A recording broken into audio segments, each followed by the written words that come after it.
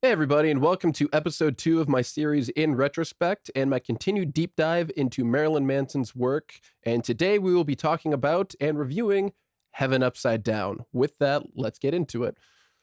Track 1, the opener track, Revelation number 12. Revelation number 12 kicks off the album with a burst of adrenaline that the previous albums didn't quite have. And what I mean by that is albums from Eat Me, Drink Me up to this point didn't really feel like they had an opener as strong or an opener with as much energy as this song did. Deep Six off of The Pale Emperor was close, but it also wasn't an opener track. It was the second track on the album. But even then, that song didn't feel like it had the same amount of consistent intensity as this song did. The song shows off Manson's ability to still scream and scream as a primary vocal and not have it be something that is either a layer or it is sporadically used at like a climax of a song. This time it was something that, if he was going to do this song live, you would have to actually scream instead of just either bowing out or just it's a one-off and that's it. So this was quite surprising and shocking to hear again from him, considering the past couple albums you haven't really gotten something to this extent from him. The instrumental keeps the feeling of your heart racing as if you're caught in the middle of this, or figuratively caught in the middle of the riot that he's depicting lyrically in this song. And I think the instrumental does a great job at what's I'm looking for. It's a great addition. It complements it nicely. That's what I was looking for. I'm sorry. The use of vocal saturation as well on his voice is done in such a way where it thematically complements again as well the theme of the song. It sounds more like he's talking through a megaphone and which mixes in with the use of sirens to make it feel, and the lyrics of the song to make it feel like he is the voice of the riot. He is the narrator of this riot that we are listening and experiencing. The song title, Revelation number 12, is a direct reference to a fight between God and Satan, or good versus evil.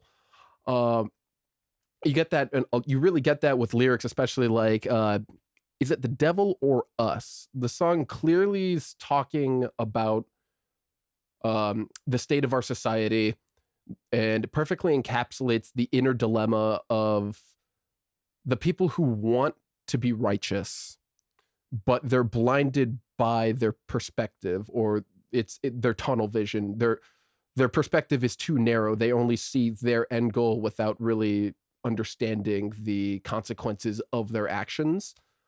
And it makes you really ponder in that instance, like, are we right? Or will history look back at us and prove us to be wrong? You get other lyrics as well that build off of that says, traitors and betrayers, this fucking game has no fucking players. Right here, this is just basically saying, everyone's in it for themselves. They'll cheat, they'll lie, cheat, and steal if it means personal benefit.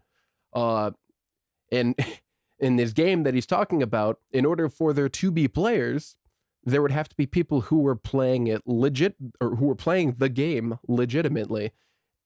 And there are none. They're all wolves in sheep's clothing. As soon as that, that vaulting ambition or that ability to benefit yourself appears, they're going to take it. And I think it gives the song overall a very unique approach, because from Manson's perspective, this is not something that we usually, or rather, how should I say it? This is not something that we have seen from him for a while. The last time I'd probably see something of this nature would have been off of the Golden Age of Grotesque. So this is it's a very timely, that's probably a better way of saying it, a very timely song on the perspective of society as it stands at that moment. Going on to Tattooed in Reverse. Tattooed in Reverse takes a 180 from the direction of Revelation 12, instrumentally and thematically. It more so put the spotlight back onto Manson instead of onto society. It's a little bit of a jarring change, I think, as far as the instrumental is concerned. I don't think that the two songs really go back to back that well. That could just be my own personal opinion. However, I think it's jarring. The song as a whole, though, it feels like Killing Strangers off of The Pale Emperor with more of an electronic influence. And Manson uses this song, and I think this laid back, I wouldn't say laid back, but this this retreat of the of the guitars and things of that nature, putting the electronics at the forefront to give the song its own feel, its own how do I say it? Its own characteristics. But I think at the same time, it does a little bit more damage than good, at least where its placement is on the album. This song as a whole, Manson clearly is using it as, or he's using it to call people out. Like, this is a clear call out to people who are trying to stop him or want to tuck him away in a box and just be like, there you go, throw the key away, zip your lips, doesn't exist, yada, yada, yada. It's basically, but by doing so, he's also saying, good luck. Like, yeah, you want to try to stop me? Good fucking luck. You get lyrics like, so fuck your babble. I made this psalm into my dirty bomb. What I really like about this is that it's a play on words, and that seems to be a very, very reoccurring theme with a lot of the lyrics in this song. Or not this song in particular, on this album, I should say. Yeah, so fuck your babble. I made this psalm into my dirty bomb. It's a play on words with the word babble, because babble can have two meanings. It can be how it's spelled in the song. So Babel, which is, for those of you who aren't familiar, Babel is talking about a biblical story, which is the Tower of Babel. And then Babel itself, as in Babbl, babble meaning to talk in a foolish manner or to just consistently talk, right? So by saying, I made this psalm into my dirty bomb, Manson's poking at the hardcore religious zealots that are seeking to tear him down, and uses their own religion, essentially, their own stories, their own myths, if you will, against them in a cheeky manner where it's, like I said, he's poking fun at them, which I do appreciate. In other lyrics, you get, I'm unstabled. I'm not a show horse. I can't be bridled, of course. Again, with the wordplay. Unstable in this instance can have two meanings. It could be saying unstabled as in the context of a horse, meaning that he's still wild, he can't be confined. Or the other version of unstabled, meaning that he's unpredictable and chaotic. And because of that nature as well, which both of these can play into each other, but because of that unpredictable and chaotic nature of Manson, that is why he's still wild and cannot be confined. Can't be bridled. Manson, again, is untamed. He can't be controlled or broken. There's nobody leading him or telling him what to do. He is in complete control, regardless of whether or not his actions are unpredictable or chaotic. He is the one who is helming his own ship, so to speak. The title Tattooed in Reverse can be interpreted as Manson's way of saying that he doesn't do things how everyone else does. You know, he will intentionally go against the current to make himself stand out, even if it's the harder thing to do. It's the more memorable thing, because here we are. We're still talking about him 25 years later after into his career. Going on to song 3, We Know Where You Fucking Live. Now, this song follows the tone of Tattooed in Reverse with the intensity, I feel, of Revelation 12. Uh, the bluesy guitar work from previous albums and previous influences comes to the forefront again here. Uh, Manson again shows off his capabilities. Uh, Again with the screaming in particular, the screaming in the chorus. But I really like it here because it's really proving a point. It's not just screaming just to scream, or it's not just screaming for the sake of, like how he used to. Right here in particular with the song, saying the chorus, "We know where you fucking live. We'll burn it down, burn it down. They won't even recognize your corpse." Real vocally screaming it, I feel like really uh, drives the point home. But also, when you look at the underlying meaning of that lyric, in my opinion, this feels directed at those who are in positions of power. Like, we've had enough. I want you to hear what I have to say. Don't underestimate us. We can come for you at any moment, and we will get the justice that we deem as fit. Just because you have a fancy car, a fancy house, does not make you immune or invulnerable to what the people and what we can do to you, essentially. You get with other lyrics, "I love the sound of shells hitting the ground, man. I love the sound of shells hitting the ground. I love it." So the obvious interpretation of a lyric like this would be shells of a gun coming out, and using the gun to exact the outcome that you want and the satisfaction that comes with it. But it can also be interpreted as well, kind of leaning off of that, would be being the one in power and stripping it away from those who had abused it. It's this transfer of power, but no longer feeling like you're the one who's under the boot, so to speak. Now you're the one putting them under the boot after everything they've put you through. The sound of the shells hitting the ground, I feel, is an abstract way of saying chaos. Like, when you hear the shells hitting the ground, that is chaos happening around the shells in general.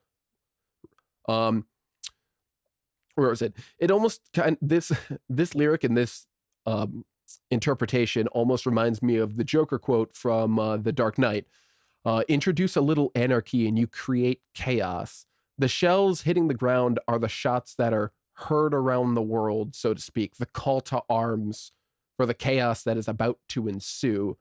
That is the crack in the floodgate before the flood happens, before the irreparable damage that cannot be stopped will come. What is a nice place like this doing round people like us? Further stating here, I believe that we as people are destructive and nothing ever stays peaceful for too long. We could have the most peaceful plot of land, peaceful plot of something, but as soon as there is something to be extracted, as soon as somebody else wants it, or as soon as a conflict of human nature begins on top of it, it's turned into a figurative bloodbath or a battlefield at that point. Everything has its time, and as long as we exist, so will the anarchy that comes with that existence. It's definitely the heaviest song on the album, in my opinion. But it does what it needs to do without overstaying its welcome. On to song 4, Say 10. So this has one of the catchiest choruses on the album, in my opinion. The title is, again, like I said earlier, yet another play on words. The theme of this album so far. Say 10 can be interpreted in two ways. Say 10 as in saying the number 10. Okay. And that's also to commemorate and celebrate Manson's 10th album. Or say 10, Satan. Just sounds like you're saying Satan in a much more abstract manner, essentially. with lyrics like, devil's got a cut like a slit in a cattle's calf. Now, this one took me a little bit to kind of understand what it was getting at, but then when I realized what a slit in a cattle's calf was, then it really put the pieces together. Basically, in my opinion, I think this lyric is saying that the devil has been castrated and that he's no longer a threat, that people don't view evil as evil anymore or as something to fear. It's just we live and we exist and we do what we want without consequence or without moral consequence, if you will, with that. With other lyrics like something is shedding its scales, crying from the heat of the light or the empty shell on the stage, and cash is a poor man's money. I personally always interpreted this line as Manson talking about televangelists or people like that in religious positions. They are the snakes that are begging for money from people that are too blind by their own faith and their own beliefs to see that they're being used by these people who are supposed to be the shepherds, the ones to lead the sheep, kind of, which, in and of itself, that's kind of hilarious that it works out like that and people are not too bright in that regard. But that is how I've always interpreted that line.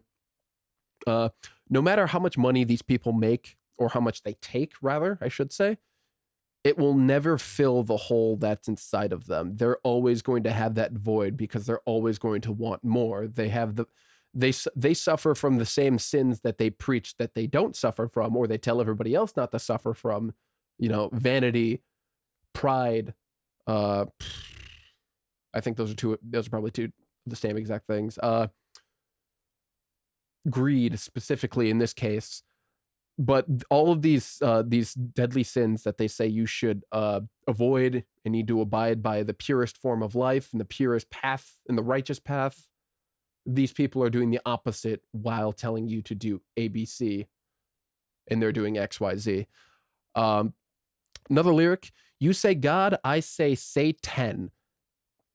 Now, this is another thing building off of the context of what I was just talking about with televangelists. I feel like this is directly a call out to these people from Manson himself. So yes, you could be interpreting it as Manson calling himself Satan, or just saying Satan in general, and the other religious aspects of it. But I always interpreted and understood this as Manson calling these people Satan while they're calling themselves followers of God, where you say God and what you're doing is, for God and by God, because God has spoken to you.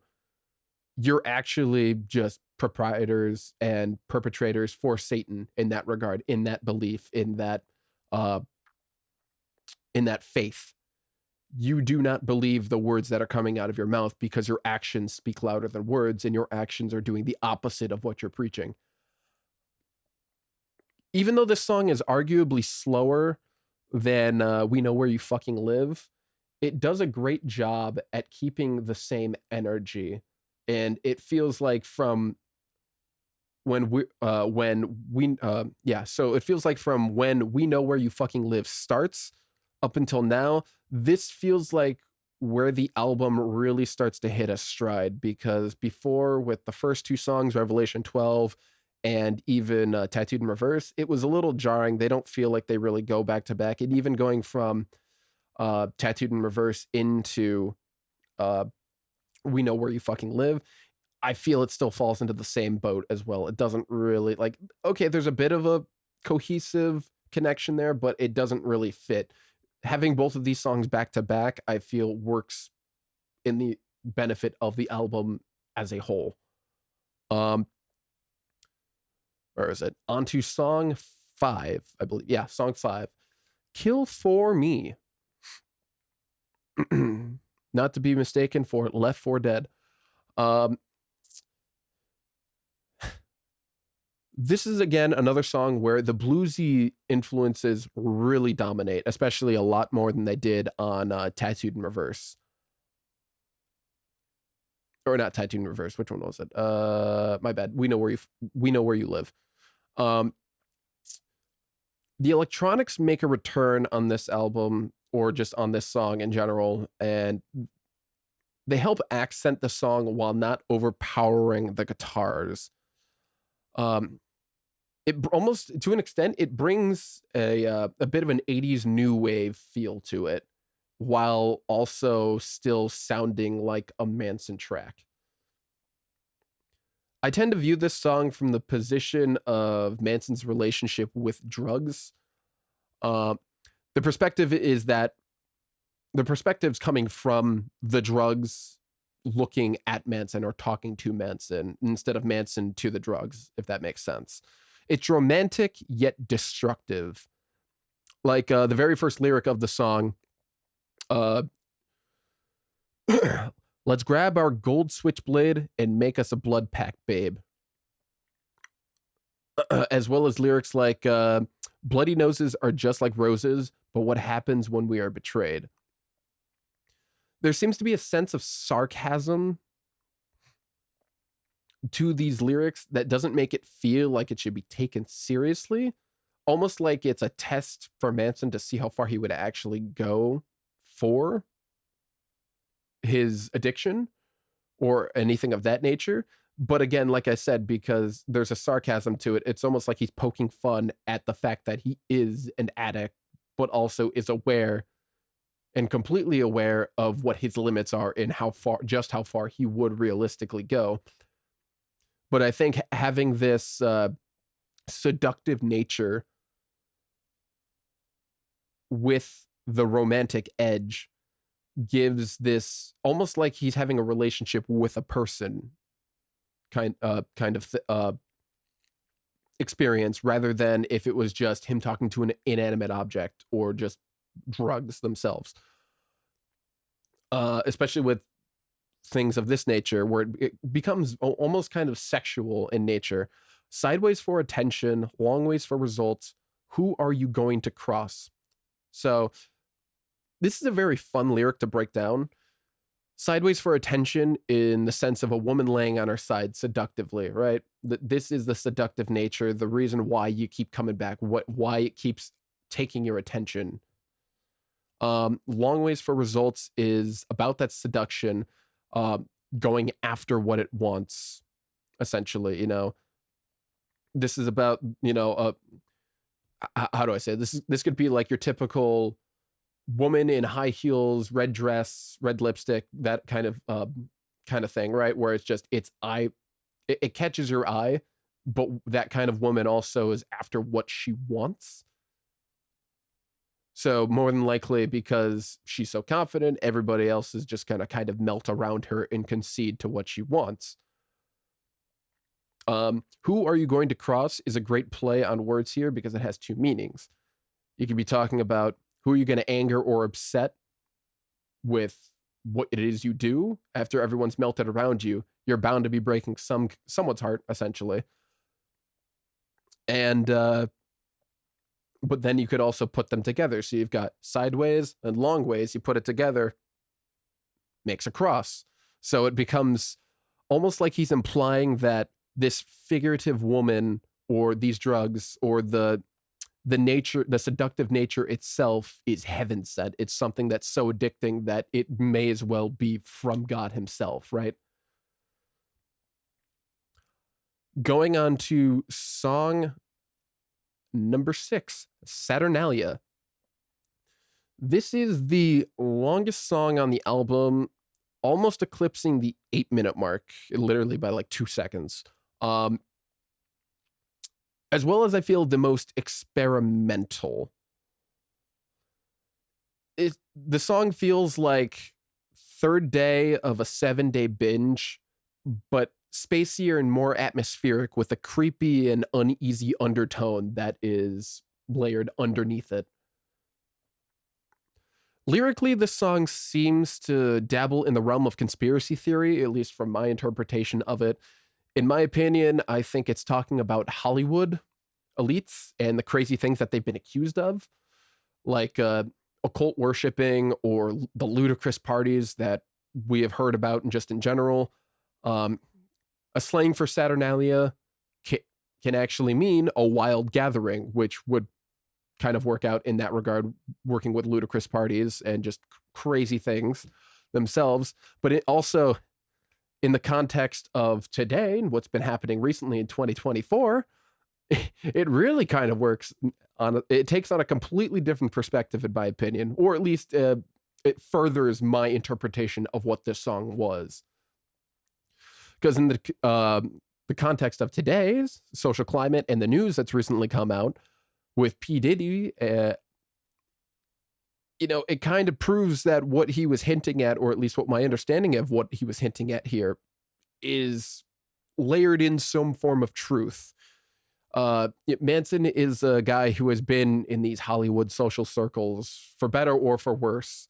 So I wouldn't at all put it past him to have heard about things of this nature, or maybe he's even attended some of these and then realized, like, what the hell, people thought I was insane. This is crazy. So, I feel like that is probably where some of this, the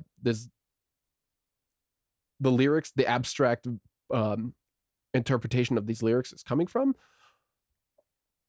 What is it? You got lyrics like, "I don't want to be another bullet hole in the exit sign of your road." I read this as, I don't want to be collateral damage when you are inevitably held accountable for your actions, for what, any normal person with morals would be disgusted and revolted by. You are not going to be able to take me down with you, kind of thing. Another lyric, "A stunning possession of symbolic firearms in the bottomless celebrity scar." Now, this lyric I actually did really, really like, because to me, I don't interpret firearms as actual guns, though it can be taken as that. However, my interpretation of this is people's hands. These are fingers. People's using their hands like guns, or particularly their fingers like guns. Pointing can be just as dangerous in this circle in Hollywood as a gun itself, in the context of blame or accountability.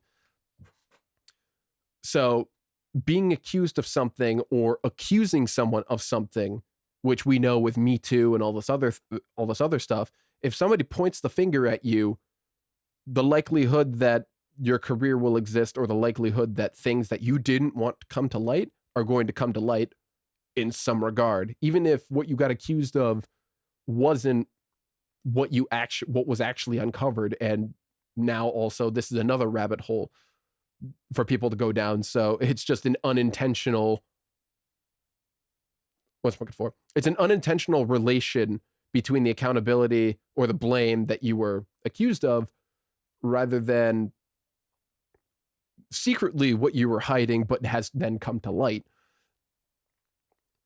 But by doing so and doing things like this, it opens up the endless rabbit hole that somehow connects every one of them and all of these celebrities. And that is what I think the scar that celebrities have all been touched by. Where was the quote? "The bottomless celebrity scar." Everyone, no matter how much it's healed, everyone has been touched by it, or has been hurt by it, or has been a part of it. The mark is still there. No matter how much you try to hide it, it will always exist.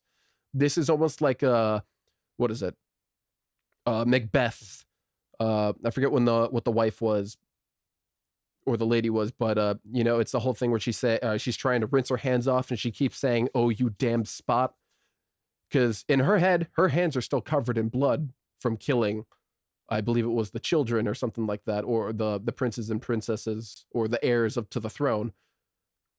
But even though her hands visibly look clean, the secret is that they aren't. So no matter how much she cleans them, they're always going to be covered in blood. She will always have that on her hands.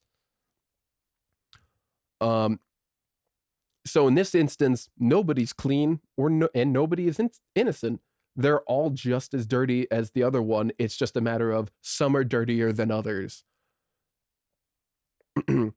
"I was invited to eat the young." This one, you can take it literally, as a conspiracy theory surrounding celebrities eating young people with all that stuff, and tr- what was it? It's like eating people for youth or taking their blood for youth or some weird shit like that of that nature. So you could take it literally in that regard. But for me, I personally viewed this as this is about the older devious celebrities grooming the younger and the younger ones and corrupting them and making them part of this circle that they can't leave. So then when it becomes a matter of, well, even if the old guard, if you want to call them that, right? Even if they die and they've moved, like they're no longer there, so you don't have them holding your leash anymore, you then become the one holding the leash, or the people who are below you, who are younger than you, believe in whatever this cult is or whatever this ideology is, whatever this really weird circle of secrets is. So if you try to leave still, you're going to get held accountable by the people who are there, who are newer than you or younger than you. So saying I was invited to eat the young, I personally believe that this was just a way of saying that, in a creepy manner, that I'm here to basically control you even after I'm dead. And even if I'm not the one controlling you, it will be somebody else. There is no exit plan, which perfectly segues into this. There is no exit plan here, no emergency room in this tomb, and no door that opens and the door only opens one way. My bad. This one right here, once you're in, building off of what I was saying before, once you're in it for life. There is no escape from it at all. You are a member, you are part of whatever this is, and there is zero escape from it. Even the thought of leaving would be deadly for you, because if that thought ever became verbal, it's going to trickle down, it's going to spread, it's going to reverberate, and it's going to perk up the ears of the people who actually believe in what they're there for. And now all of a sudden you are an enemy, you are hostile to them, and they'll do whatever they need to protect it. Blinded by blackness, just empty shells in the deafening void of our last sunset. So in the realm of Hollywood, these are hollow individuals. They are, as it says with empty shells, they are people without morals or empathy for what they're doing, because again, it's all about personal benefit. They're narcissists that would take whatever they can, no matter the cost. And most of the times that cost is always at our expense. I mean, again, one of the things you could bring up with this is what is it?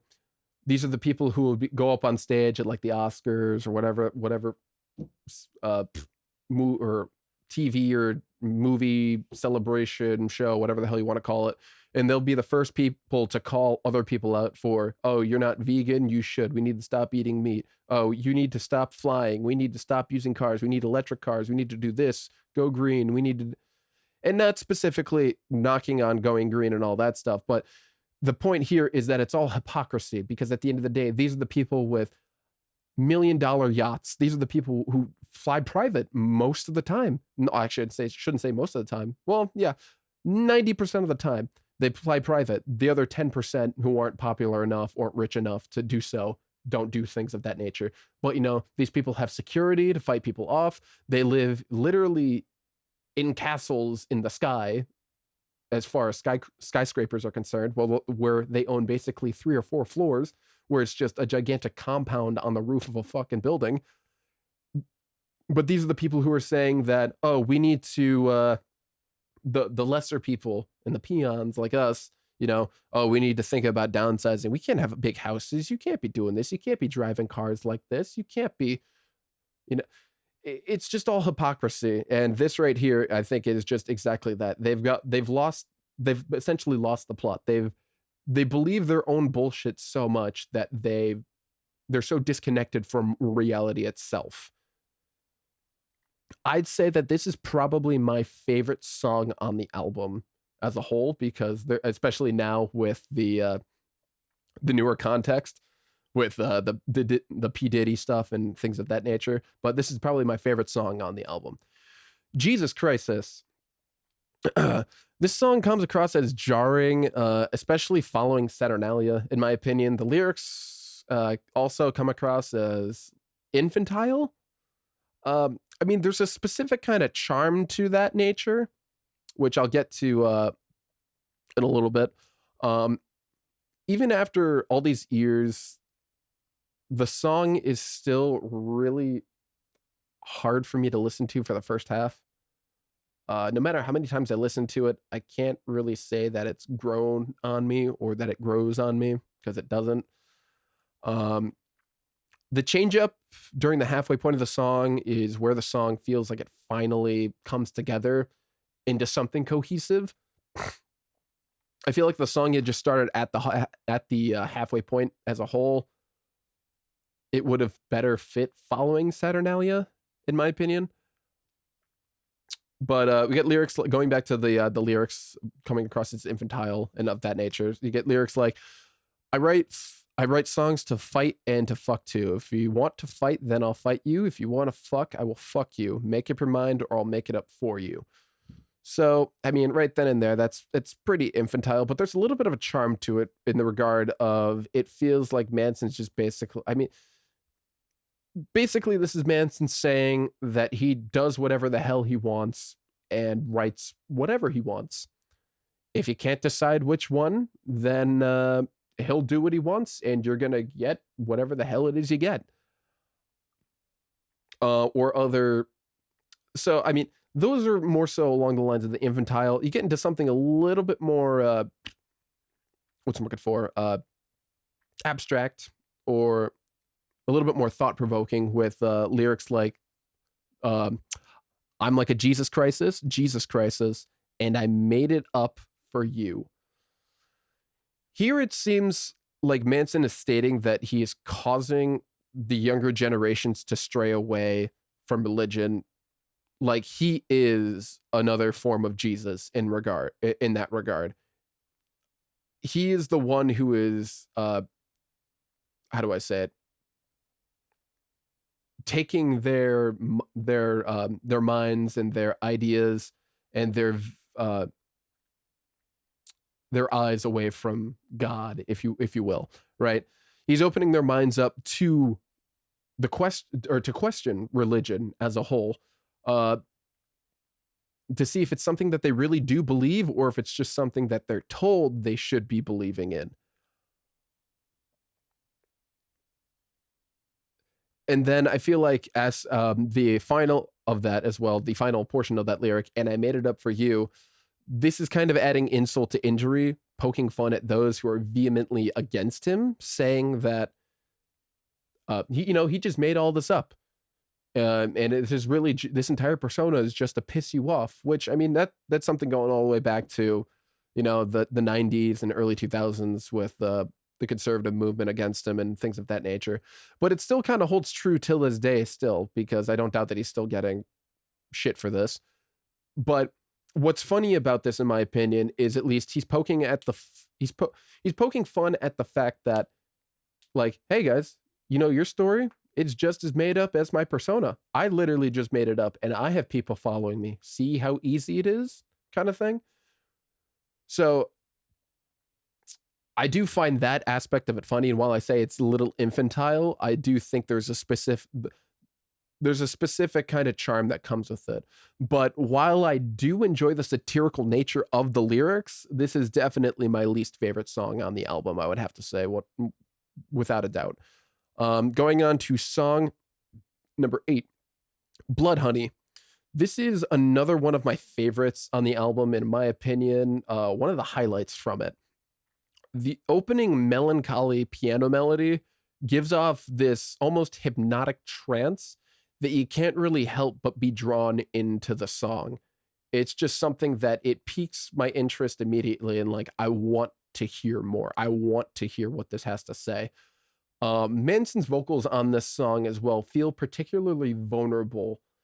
The lyrics as a whole come across, to me, at least my interpretation of it, they come across as being about sex in the form of, or particularly, I should say, is BDSM and cocaine and the relation between the two of those, just in general with sex and drugs. The opening lyrics, you only say that you want me when I'm upside down, upside down. So I personally feel like this has two meanings to it.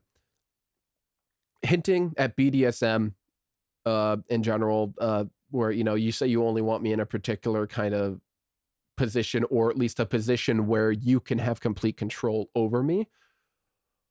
Or the other way I envision this being said is saying how women, or people rather, only want to be with him when he's high or just not sober in general. Because if he's not that crazy cocaine fueled Manson, then he's not entertaining. He's not riveting to be around. It's just another guy. It's just another random dude, essentially. I've got some feelings. Yeah, I've got some feelings, but I try to hide what I reel in. I fuck every broken, crazy girl instead of hanging from my ceiling. So to me, this has a very, very dark undertone. So before we get to the dark part, to me, so for here, Manson doesn't want to open up to anyone because he's afraid that he's just going to get hurt in the end. And that has to do, going back to, I've got some feelings, but I try to hide what I reel in. This is just him trying to distance himself from being vulnerable in a relationship or with somebody who could personally know him. While he's vulnerable musically with us as listeners, like with anybody, there's parts of me and there's vulnerable things about myself that I'm not going to share with people, or not with just anybody. And it's the same thing vice versa. So there's, skeletons in his closet, so to speak, that he doesn't want to share with other people because he's afraid that once he does and he opens up, that's out there for anybody that's out there now. That's information that he can't retract. I fuck every broken, crazy girl. So here he sleeps with women he sees as crazier than him to stop himself from being in his own head, from being in his own thoughts, because that he doesn't enjoy being there. He wants to separate himself from reality. And then the very last line, instead of hanging from my ceiling. So you could view this as a addition to the BDSM aspect, but I think this goes a little bit darker than that. It kind of hints to me more like a noose, more like suicide, where, if it wasn't for him hiding his vulnerabilities and then, going around and being a sex crazed, cocaine fueled rock star, he would be hanging from his ceiling. He would have probably killed himself. That's kind of what I get from this lyric as a whole. Keep my head loose, which also this lyric as well kind of builds off of this idea. Keep my head loose, but nose is like a beehive. I'm dripping blood honey. So he keeps the sober thoughts at bay by using drugs. He keeps the Brian thoughts that he doesn't want to think about at bay with the drugs. It's a form of escapism from reality, if you will. The use of the beehive, or the word beehive, and bees themselves, in my opinion, I think that's just an abstract way of saying that a lot of things are going in and out of his nose, particularly cocaine, which kind of bends off of the dripping blood honey, the dripping blood honey lyric. It's like the work of the bees, or the drugs that he's constantly taking. That is what the blood, like the bees going in are the cocaine, and then what's coming out is the honey. That's that sweet result that he can't help but continue, regardless of whether or not it negatively is affecting his health. There's just something so sweet about getting that nosebleed after snorting cocaine, because the effect is just, in his opinion and from his perspective, absolutely worth it, paired with the sexual aspect of his what is it, his want and his desire to fuck every broken crazy girl. It just kind of makes everything, it's kind of this weird thing of, there's so much crazy around him that everything just feels normal, that normal itself feels crazy. But definitely one of my favorite songs off the album. Going on to song 9, the title track of the album, Heaven Upside Down. So the use of the acoustic guitar layers give a depth to the song that makes it stand out from the rest of the album, in my opinion. The song as a whole encapsulates the atmosphere of the album as a whole, if that makes sense. So the song as a whole is basically, if you were to say, like, what is this, like, what would this album sound like? I feel like this would be a perfect foundation, or a perfect just middle of the road song to be like, everything else is either going to go below this in a different direction or above it in this direction. I think that this is a perfect middle of the road song. The bridge is probably my favorite part of it. Thematically, the lyrics continue the use of bees in Manson's head as a continuation from Blood Honey. I don't attract what I want. I attract what I am, dead as the bee buzzing inside my head. So for me, I feel like this is Manson saying that he's a man who doesn't try to be anything more than what he is. He's not going to pretend to be something else.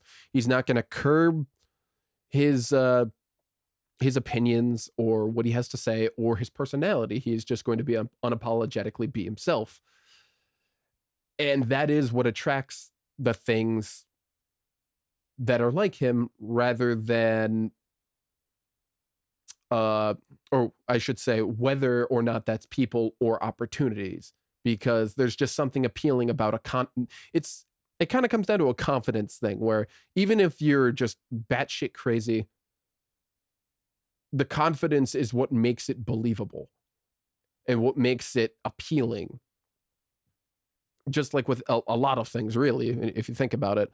The use of bees again seems to be talking about the death of inhibition in this song, where the bee dying is just, there's no, like, he doesn't question, he just does.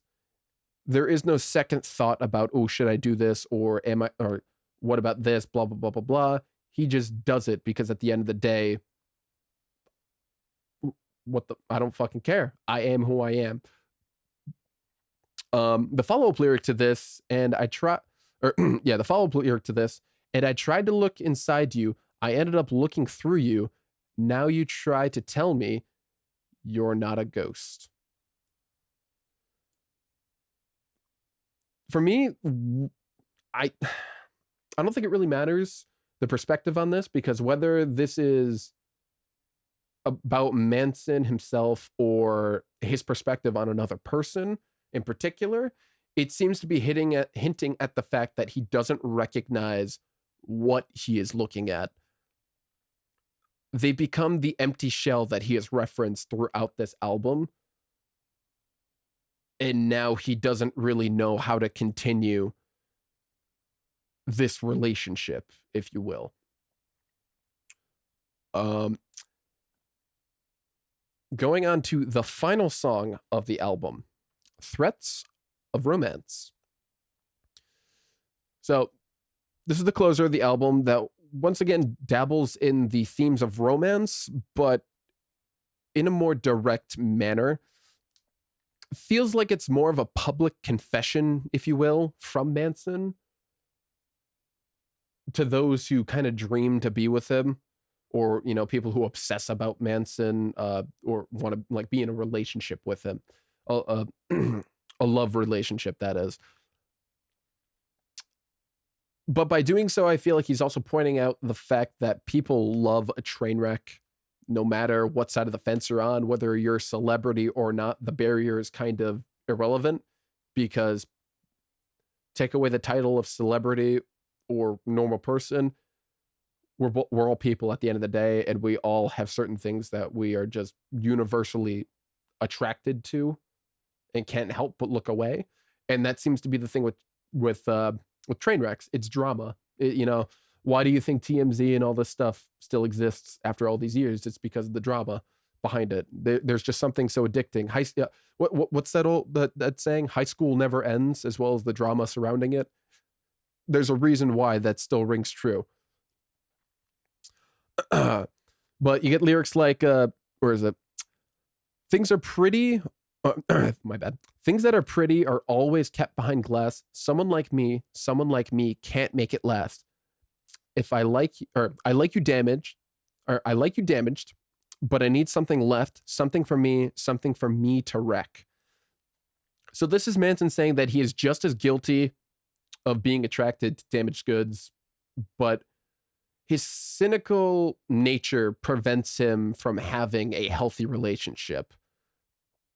There's a part of him that needs the drama and the damage that comes with it in order to feel alive, in order to feel like it was worth his time, if you will. If you don't have anything left for him to make his mark on, then you just aren't worth it for him. Like I was saying, it's not worth his time, because then there's nothing for him to leave a mark on. It's an internal struggle between wanting stability, but craving the destruction that comes without it. Especially with lyrics like, you are my sickness. We all know the way it ends. No matter how we film it, the audience thinks that they saw it for the first time. Again, going back to drama and TMZ and high school never ending. That's why that stuff is still just so addicting, why people can't help themselves but talk about celebrities and, oh, did you hear what this person did? Because there's just something so appealing about it as a whole.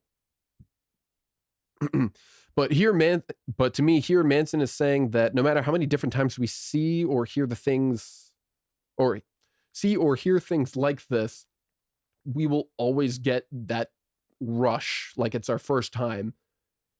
Like it's even though we know the outcome that's coming, it's kind of like it's kind of like a drug that we're all addicted to, even if you're not actually on drugs. It's this dopamine hit that comes with it, but we're all addicted to it, and we can't help but want to know and want to be a part of the conversation. Ending the song by repeating, I like you damaged, I like you damaged. I feel like Manson is both saying that about what he wants personally, like again from relationships, but I also feel like he's pointing the finger at us and like his fans in particular, and what his fans want from him. Manson, to me here, it feels like Manson's saying, we don't want him fixed, we want him broken, because if he's fixed, then the spectacle won't be the same. He won't be the crazy, cocaine induced rock star that just goes around and does whatever the hell he wants. If he's fixed, if he's a normal person, there is no spectacle. He just becomes another person. If he doesn't go against the current, he is just another person. He's just nothing about what he does will be memorable in the long run, or will be memorable enough for a fan base to even care about what it is you're doing. But the song as a whole leaves a mark on the listener, and it kind of has us as the listeners in general take a moment of introspection to ask ourselves if we are just as damaged, and like, wow, we are like, are we part of the problem? Here it is. So that's the last song. So my rating for this album, I'm going to give it a 7.9 out of 10. And I know that's going to be a little blasphemous, but I'll get to that part in a little bit. This album as a whole explores themes of romance, obsession, destructive relationships, and self-destructive nature, specifically for Manson. It's a perspective, while not necessarily new for him, per se. I feel like it's lyrically, at least, done in a way that is fresh and engaging.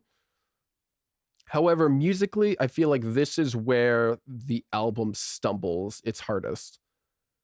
There are too many songs on here that, in my opinion, lack identity or don't flow into each other, making the experience from start to finish cohesive. While the introduction of and the use of heavy electronics is like it's a welcomed addition, it doesn't lead to anything memorable or catchy, in my opinion.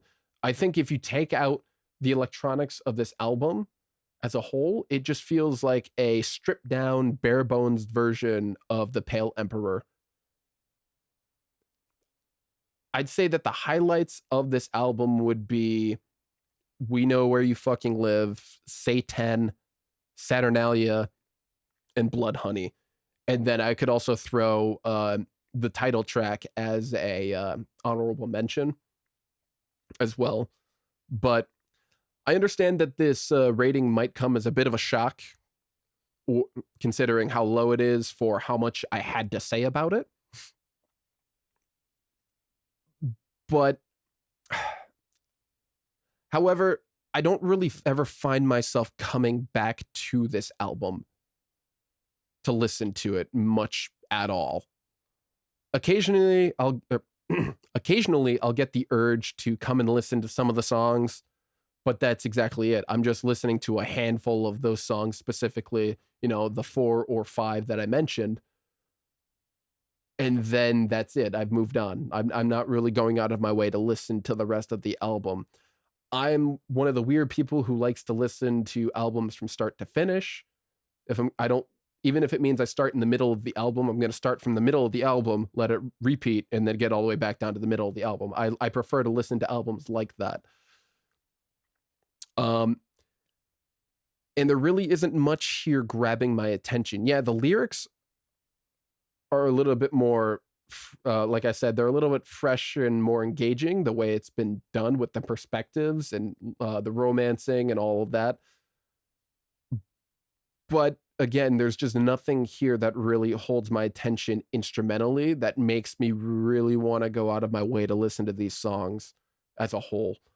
The best way I could summarize this album is that the highs are really, really high, but the lows are really, really low. And unfortunately, in my opinion, I think that there are far more of the latter than there are of the former. But